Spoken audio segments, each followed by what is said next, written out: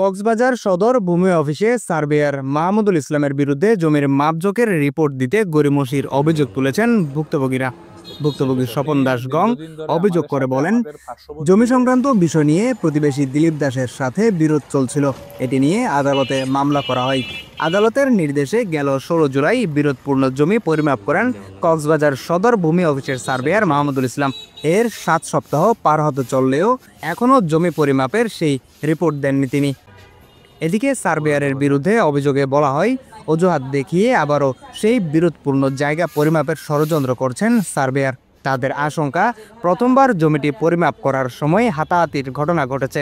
পরবর্তীতে আবারও সেই জমি পরিমাপ করতে গেলে ঘটতে পারে অনাকাঙ্ক্ষিত যে কোনো ঘটনা। এমন ঘটনা ঘটলে এটার জন্য সার্ভেয়ার দায়ী থাকবেন। তাই রিপোর্ট যেটাই হোক দ্রুত দেওয়ার অনুরোধ ভুক্তভোগীদের। দীর্ঘদিন ধরে আমাদের সাথে আমাদের পার্শ্ববর্তী দীপু গংদের সাথে জায়গার সীমানা নিয়ে ওরা কোনো ধরনের ঝামেলা ছিল না, কিন্তু হঠাৎ করে বলতেছে আমাদের সাথে আমাদের থেকে জায়গা পাবে, আমরা বলছি ওদের সাথে পাবো। এরকম করে 5-6 মাস ধরে আমাদের সাথে ওদের বিরোধ ছিল। বিরোধের পর ওরা মামলা করছে আজকে 4 মাস। মামলাতে মহামান্য কোর্টে পিবিআই কে প্রথমে তদন্তের জন্য দিচ্ছে। পিবিআই সরজমিনে এখানে এসপি সাহেব এবং পিবিআই অফিসার তদন্ত করে রিপোর্ট দিছে।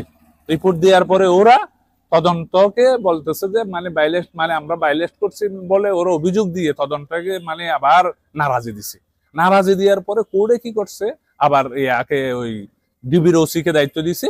ডিবির ওসি বলতেছে আমাদের লাগবে, সরকারি সার্ভেয়ার লাগবে, সরকারি সার্ভেয়ার দিয়ে পরিমাপ করবে।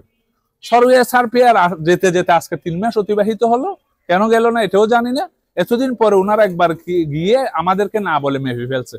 মাপার পর আমরা বললাম যে আমাদেরকে না রেখে কেন মাপলেন? হয়তো ঠিক আছে, আমরা আবার 3 দিনের মধ্যে আপনাদের সবাইকে নিয়ে মাপবো। সবাইকে নিয়ে আবার মাপছে গত বুধবারে। বুধবার থেকে মাপার পরে ওখানে 3 দফা ওদের সাথে আমাদের ঝগড়া হয়েছে, বিবাদ হয়েছে, গন্ডগোল। ওরা কি করে এদিকে টানে ওদিকে টানে, পিতে নিয়ে টানাটানি 20-50 জন 100 জন লোক নিয়ে আসছে। বিভিন্ন ধরনের আমাদেরকে হয়রানি করতেছে এবং বিভিন্ন সমন্বয়কে নাম দিয়ে আমাদেরকে ফোন করে ভয়ভীতি দেখাচ্ছে। এখন আমরা নিরাপত্তাহীনতা ভুগতেছি, কিন্তু আমি সার্ভেয়ারের এখানে প্রতিদিন এসে ধর্ণা দিচ্ছি, কিন্তু আমাদেরকে রিপোর্টটা কেন দিচ্ছে না? কি অজ্ঞাত কারণে আমাদেরকে দিচ্ছে না আমরা এখনো জানি না। রিপোর্ট যেভাবে হোক, যেটা নিয়ম আছে, যেটা সরকারিভাবে আমাদের পক্ষে নেওয়ার দরকার না, যেটা সঠিকভাবে পরিমাপ যেটা করছে ওইটা দ্রুত সময়ে দিয়ে দেওয়ার জন্য আমি অনুরোধ করতেছি। না হলে যে কোনো বড় দুর্ঘটনা হয় এটা লাইবেল কে নেবে আমি জানি না। আমি সবাই কাছে অনুরোধ, এটা যেন তাড়াতাড়ি রিপোর্টটা দিয়ে শেষ করে দেয়। দীপক, দীপু আর দিলীপ গত কিছুদিন আগে সরকারি সার্ভেয়ারে মাপার পর আরো আমরা ওদের থেকে জায়গা পাচ্ছি।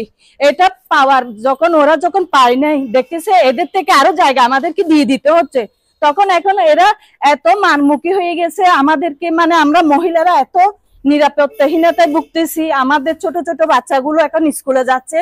এখন আমাদের মনে হচ্ছে আমরা নিরাপত্তাহীনতার চাইতে আমার সন্তানরা নিরাপত্তাহীনতায় ভুগতেছে। ওরা যে কোনো মুহূর্তে আমাদের সন্তানদের উপর আক্রমণ করবে। প্রশাসনের আমরা হস্তক্ষেপ কামনা করতেছি। আমাদের বাসার যে আমাদের সন্তানরা আছে, আমাদের যারা আছে, আমরা যারা আছি, সবাই যেন আমরা নিরাপদ থাকতে পারি। এই বিষয়ে কক্সবাজার সদর ভূমি অফিসের সার্ভেয়ার মাহমুদুল ইসলামের সাথে যোগাযোগের জন্য একাধিকবার চেষ্টা করা হলেও তিনি ফোন রিসিভ না করায় বক্তব্য পাওয়া যায়নি।